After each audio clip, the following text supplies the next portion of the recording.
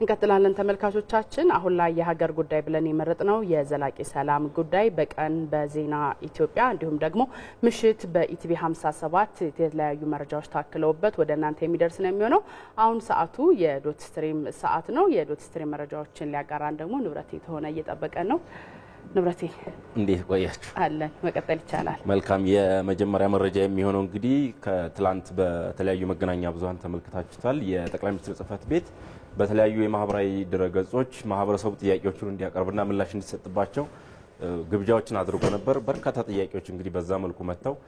የሚመለከታቸው ሚኒስትር መስሪያ ቤቶች ምላሽ ሰጥተዋልና መነጋገሪያ የማህበራዊ ጉዳዩ መነጋገሪያ ነበር በተለይ በርካታ ጥያቄዎች ቀርበዋል ከኑሮ ውድነት አኳያ ከጤና ተደራሽነት እንዲሁም ደግሞ ከውጭ ምንዛሬ ጥረት ጋር ተያይዞ እንዲሁም ከተማ ውስጥ ከሚታየው የዚህ የከነዳጅ ዋጋ ጋር ተያይዞ ከኑሮ ውድነት ጋር የሚያያዙ ህብረተሰቡ በርካታ ጥያቄዎችን አንስቶ ከትምህርት ጥራት ጋር ተያይዞ ምላሽ ተሰጥቷል እንግዲህ ትላንትና ሚኒስትሮቹ ለእያንዳንዳቸው ጥያቄ ምላሽ ለመስጠት ሞክረዋል ክፍል አንድ እንግዲህ በተለያዩ መገናኛ ብዙሃን ምሽቱን ሲተላለፍ ነበር በዋናነት ኢትዮጵያ ውስጥ የምርት መጨመር እንዲሁም ደግሞ የተለያዩ መሻሻሎች አሉ ነገር ማህበረሰቡ ጋር የኑሮ ውድነቱ ጫና አሁንም አልተቃለለምና ይህ እውነት ነው ወይስ ሐሰት በሚል ለሚኒስትሮች ጥያቄ ሲቀርብ ነበር ሚኒስትሮቹም እንግዲህ ራሳቸውን እይታና የተሰሩ ያሉ ስራዎችን ሲያቀርቡ ነበር በተለይ የኑሮ ውድነትን ጉዳይ አንስተው የሰጡበት ምላሽ ኢትዮጵያ ውስጥ ከዚህ ከምርት አቅርቦት ጋር ተያይዞ የተሻሻሉ ስራዎች አሉ በግብርናው ዘርፍ ውጤቶች አሉ ጥቅል የኑሮ ውድነት ሀዝ ስንመለከተም መሻሻሎችና መቀነሶች እንዳሉ የገንዘብ ሚኒስትሩ ዶክተር ኢዮብ ተካልኝ ማብራሪያ ሲሰጡ ነበር ከትምህርት ጥራት ጋር ተያይዞ የተነሳውና ፕሮፌሰር ብርሃኑ ነጋ ምላሽ የሰጡበት ኢትዮጵያ ውስጥ የትምህርት ጥራት ታስታውሳላችሁ በጣም ችግር የነበረበትና ወደ 12ኛ ክፍል ወይም ወደ ከፍተኛ ትምህርት የሚያልፉ ተማሪዎች 3% ብቻ ሆነውበት የነበረ ወቅትም እንደነበረ ታስታውሳላችሁ ይህ ችግር ለመምራት መንግስት ለመምራን ትኩረት ካለመስጠት የመጣ ነው ወይ በሚል ከማህበረሰቡ ጥያቄ ቀርቦ እርሳቸው ትኩረት አለመስጠት የሚለው ሐሰት ነው ትኩረት እንሰጣለን ግን አጠቃላይ የመምራን ችግር የትምህርት ቤቶች የጥራት ደረጃና አጠቃላይ ከዚህ የመጣንበት የትምህርት ፖሊሲ የትምህርት ጥራታችን ችግር ፈተና ነው የሚል ሐሳባቸውን ሲሰጡ ነበር እንዲሁም ደግሞ ለጤና ሚኒስትሩ ያቀረበው ጥያቄ ኢትዮጵያ ውስጥ የኮሌራ ወረርሽኝ ተከስቶ መንግስት ይደብቃል ወይ ይሄ እውነት ነው ወይ የሚል ከማህበረሰቡ ጥያቄ ቀርቦ ነበር ሚኒስትሩ ምላሽ ሲሰጡ እንግዲህ ከዚህ ቀደም የነበረው መንግስት አተት በሚል መረጃዎችን ያወጣ እንደነበረ ነገር ግን ባለፉት 6 አመታት መንግስት ስሙን እስከ መጥራት ደርሷል የኮሌራ ወረርሽኝ ተከስቶ ቅኝቶችን በማድረግ ህክምናዎችን ማድረግ ጀመረናል የምንደብቀው ጉዳይ አይደለም ከዚህ ቀደም በተለይ ከ6 እና ከ7 አመታት በፊት ስሙ ሁሉ አይጠራም ነበር የበሽታ አሁን ግን ያንን ሰብረን ወተን ስሙን በመጥራት ህክምናዎችን በመስጠት ደርሰናልና የሚደበቅ ነገር የለም ይሄ ሐሰት ነው በሚል ምላሻቸውን ሰጥተዋል እንግዲህ ይሄ አዲስ ነገር ነው ለኢትዮጵያ በተለይ በጠቅላይ ሚኒስትር ጽህፈት ቤት እንዲህ አይነት እድሎች ተመቻችተው ህዝቡ ጥያቄውን ያቀርባል የሚመለከታቸው የመንግስት አካላት ደግሞ ምላሽ የሚሰጡበት መንገድ ይህ አዲስ ነው የውይይት ባህልን የሚያዳብር የመጠያየቅና ነገሮችን ወደፊት የማምጣት ባህልን የሚያዳብር ሆኖ አግኝቻለሁና ማህበራዊ ሚዲያ ላይም በዚህ መልኩ ኮሜንቶች ማህበረሰቡ ሲያነሳው ነበር ይሄ የመጀመሪያው መረጃዬ ነው ወደ ሁለተኛው መረጃችን ስናልፍ እንግዲህ ከሰሞኑ ታስታውሳላችሁ በሶማሌና አፋር ወንድሞች መካከል ታላቅ የኢፍጣር መርሃ ግብር የወንድማማች የኢፍጣር መርሃ ግብር በጂጂጋና በሰመራ ከተማ መካሄዱን ታስታውሳላችሁ እነዚህ የኢፍጣር ፕሮግራሞች ዋና አላማቸው እንግዲህ ባለፉት አመታት በሶማሌና በአፋር ድንበር አካባቢ የነበሩ ግጭቶችን ታስታውሳላችሁ በጣም በርካቶችን ለሞትና ለስቃይ ያደረጉ በርካቶች ደግሞ አካባቢያቸው ጥለው የወጡበት መንገድ ነበር ያንን ችግር ሁለተኛ እንዳይደገም ደግሞ ለግጭት ጊዜ የለንምና በሚል በዚህ የኢፍጣር መርሃ ግብር የሁለቱ ክልል ርዕሳነ መስተዳድሮች መቃረብ ያደረጉበት ህዝቦቻቸውን ያቀራረቡበት መንገድ ነውና ይህ በትልቁ የማህበራዊ ሚዲያው መነጋገሪያ ጉዳይ ነበር እንዲያውም ይሄ ጉዳይ በሌሎች ክልል ከተሞች ስለምን መደረግ አይገባውም አሁን ከኢፍጣር በዘለለ ክልሎች የርስ በርስ ግንኙነታቸውን እንደሌላ ሀገር የሚታዩ ክልሎች ኢትዮጵያ ውስጥ እየበዙ የመጡበትን ወቅት እናስታውሳለንና ይህ አንድ ጅምር ትልቅ ማሳያ መሆን ያለበት ትግራይና አማራ ኦሮሚያና አማራ ሌሎችም ክልሎች አሁን ኢትዮጵያ ውስጥ ቀድም በሀገር ጉዳይ አጀንዳችን ስለ ሰላም ስለ ዘላቂ ሰላምና ስለ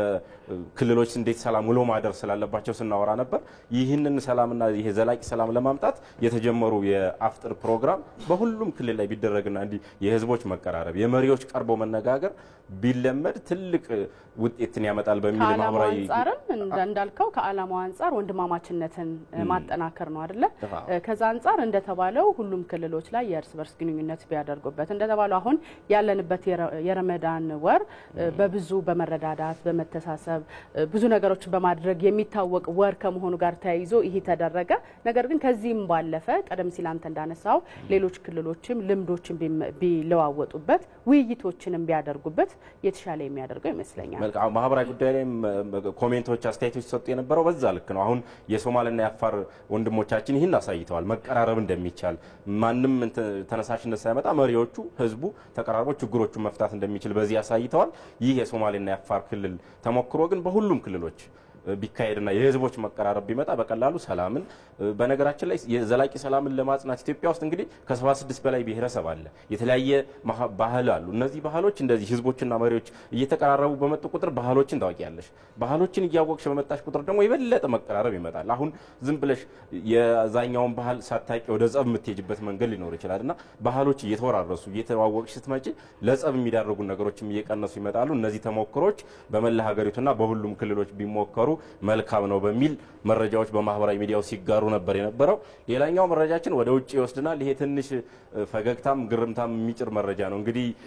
83 ዓመት አዛውንት ነው አሁን ላይ በብሪቲሽ ኮሎምቢያ ዩኒቨርሲቲ ከዛሬ 64 ዓመት በፊት ነው የተመረቀውና በተመረቀበት ወቅት አንድ መጽሐፍን ይዋሳልና እስካሁን ድረስ መመለስ አልቻለም ነበር። አሁን ላይ ያንን መጽሐፍ የመለሰበት አጋጣሚ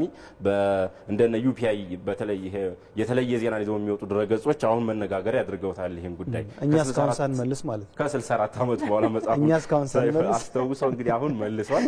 ከመጽሐፉን መመለስ ብቻ አይደለም እዚህ ውስጥ አነጋጋሪ ጉዳይ ሆኖ የመጣው መጽሐፉን በመለሰበት ፖስታ ውስጥ እስካሁን ላቆየበት ድረስ ክፍያ ጨምሮ ልኳል ወደ $70 የሚጠጋ እና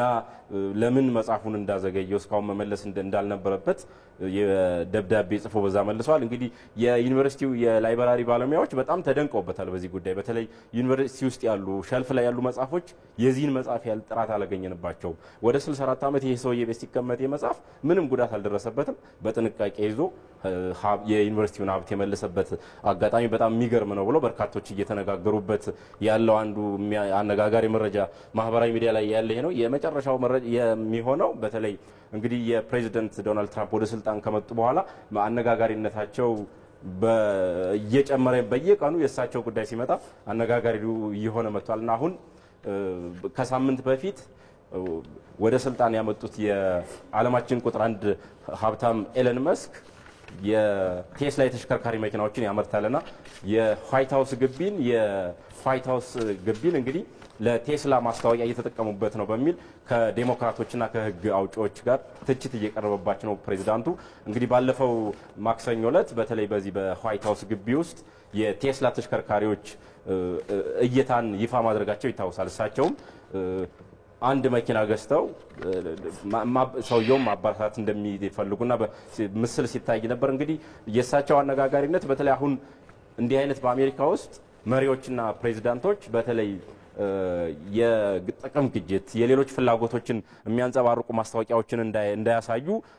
በአሜሪካ ውስጥ ይሄ የተከለከለ ባህል ነው። በተለይ መሪዎቹ የአንድን ምርት ለይተው ማስተዋወቅ አይችሉምና አሁን ዶናልድ ትራምፕ እያደረጉ ያሉት አካሄድ በተለይ የኤለን መስክን ምርቶች ማስተዋወቅ ላይ ያተኩረዋልና ቤተ መንግስቱንም በዛ መልኩ እየተጠቀሙበት ነው በሚል ትችት እየቀረበባቸው ነው ያሉት። እንግዲህ ኤለን መስክና የዶናልድ ትራምፕ ግንኙነት በጣም እየጠበቀ መምጣቱን ታስታውሳላችሁ። ትልልቅ ውሳኔዎች እሱ በሚያመጣው ሀሳብ እየተወሰኑ ነው። የፌደራል መንግስት ሰራተኞች ቀነሳ እንዲሁም የተቋማት መታጠፍን ጨምሮ እሱ በሚያመጣው ሀሳብ ፕሬዚዳንቱ ወደዛ እየተገፉ ነውና በተለይ ደግሞ አሁን ዋይት ሃውስ ግቢ ውስጥ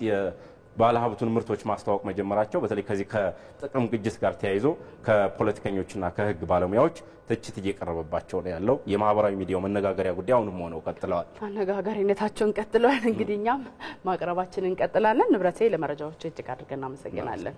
መልካም ጊዜ